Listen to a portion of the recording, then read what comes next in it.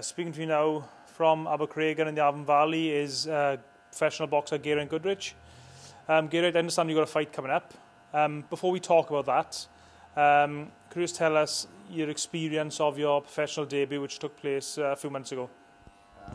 I boxed in the Bramwyn Hall in Swansea. I found it nerve-wracking. The crowd was different, there was a lot more there. The other fighters were obviously most seasoned professionals. You had the likes of Dale Evans boxing.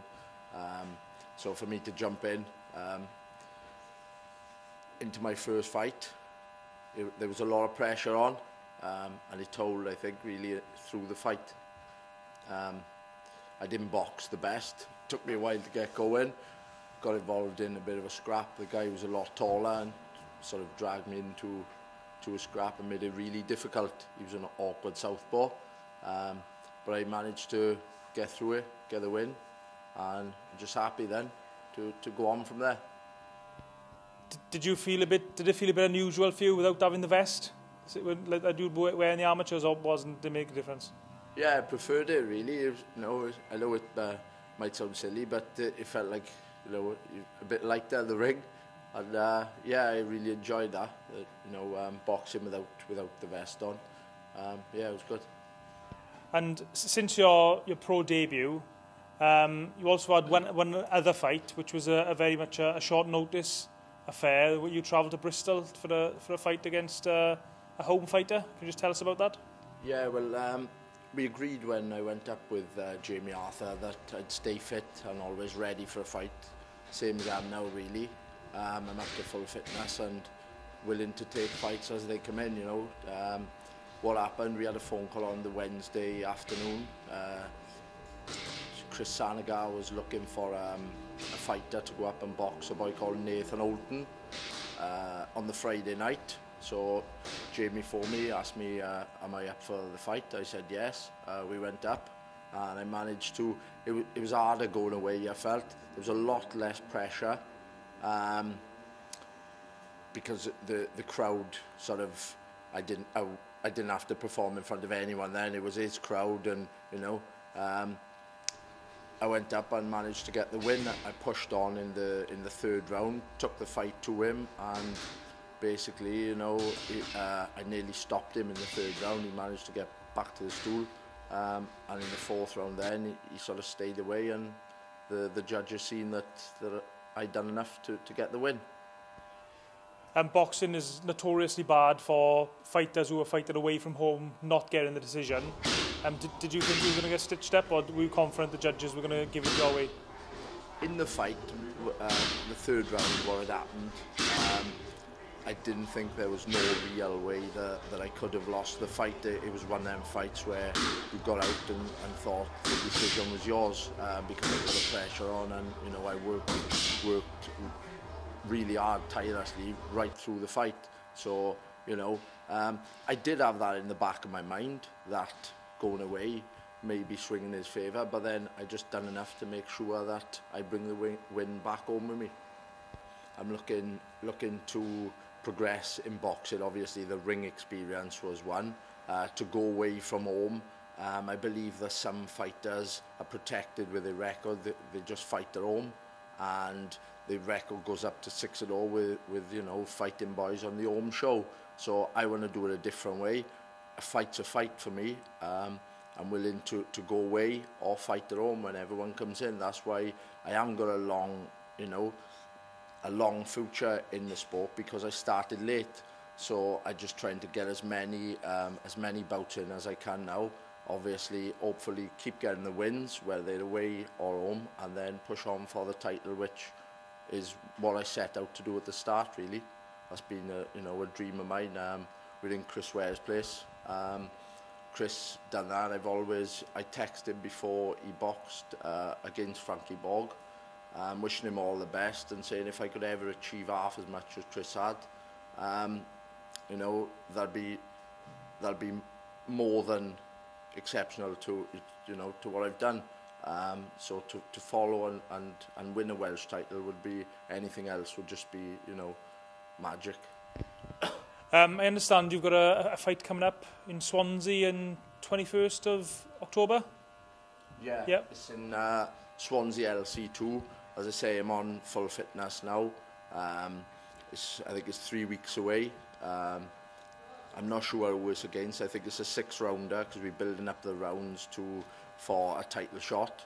And I'm just looking for people to come along and support. I'm hopefully get rid of as many tickets as I can and take a big following to that one, same as I did in the Bramwyn Hall. It's an home fight, and then kick on from there with another win. Can you just explain how important it is for yourself and boxers like yourself, boxing on the small hall shows? Could you just explain the importance of selling tickets and why you always mentioning tickets on Facebook and that type of thing? Yeah, people probably, some people probably think, oh, he's at it again, he's selling tickets. But what it is, when you box in at home, if you don't sell a certain amount of tickets, then you don't get a purse out of the fight, or you may be even not allowed to box on the show. So that's why I keep on, that's why I urge everyone to support me, because I'll never forget the first ticket that was bought, and I'll never forget the last ticket that was bought to watch me fight, because all your support really, that is helping me achieve my dream then. And with that in mind, if anyone does want to buy tickets off you, how do they go about contacting you? How do they go about getting those tickets? I'm on Facebook. I'm always on the Facebook every day. It's Geraint Goodridge. I've got a professional boxing page, which is Geraint Goodridge Pro Boxer. I've just opened an Instagram account under Geraint Goodridge herself, and I'm on Twitter. You could either message me on any of them, or you can speak to Jamie Arthur up in Caerphilly, and he also has tickets for my fights. And it's also, you got a full-time job and you're training as well as a professional boxer. So how important are your sponsors to help you, to basically give you the time to train and the resources to train? Yeah, it's brilliant. I like to put everything into what I do really, and with the boxing, I've gone away until the fight now. My mother's got a place down in West Wales, so I go down there by the beach. I travel back and forth up to Arthur's for sparring, and I've been lucky in a way that the people have sponsored me. The latest sponsors, Welsh Scaffolding and Construction Services, but these people are making it possible because I've got a full-time job, if I need a bit of a day off or a bit of a rest, because it's the training and the work, it can get you down a bit. If I need a rest, then I'm lucky I've got the finances there to be able to support my camp. So a massive thanks to them really. And you mentioned earlier your dream is to try and fight and win the Welsh title. Yeah. What sort of boxers around that sort of level, who would you hope to be fighting maybe in 12 months time or so for a Welsh title? I wouldn't say, everybody's got aspirations of winning a Welsh title. Who's boxing who haven't already won it, I should imagine. There's a couple of good boys out there now, whether it's super middle or middleweight. I can make the 2 weights, and that's my dream. So whoever I get offered to fight in a 10-rounder for a Welsh title, I'm gonna make sure I'm ready. Jamie will look into them as boxers, and I'll do everything I can to go on and rip it away from them. You mentioned your trainer there, Jamie Arthur, with his gym down in between Caerphilly and Ponty. What sort of atmosphere is in the gym? It seems a good gang of boys, all around the sort of similar age, similar mentality. Yeah, Jamie took me up to Arthur's gym, as I mentioned in my last interview with you. He sort of took a gamble on me because I started off, quite a great story really. I started off I'd done a white collar event for a little girl. From the warehouse, ironically, we're back here, and I'm back here as a professional. After a short amateur career, Jamie took a gamble, and I remember him saying to me when I walked to the gym, it's like a family, and if you don't fit into the family, then I'm sorry, you'll have to go elsewhere. But with my character, I sort of, I'm probably the joker of the family. So, yeah, it's a great camaraderie between all the boys, all the boxers. We all train. We all got different goals. Obviously, there's some good boxers there. You've got Ricky Rowlands there, whose probably aspirations are a lot bigger than mine because he's young, and you know. But everybody sort of trains hard, works hard, and I don't think there's anybody really who could have brought this out to me and turned me into the fighter I am, other than Jamie.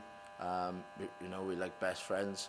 I think we do things in the gym together, and out we go. I think we go fishing Saturday, and I think, you know, it just tells that the group and how close we are, you know, is bringing us all forward. Before we go, have you any message for your fans you'd just like to pass on?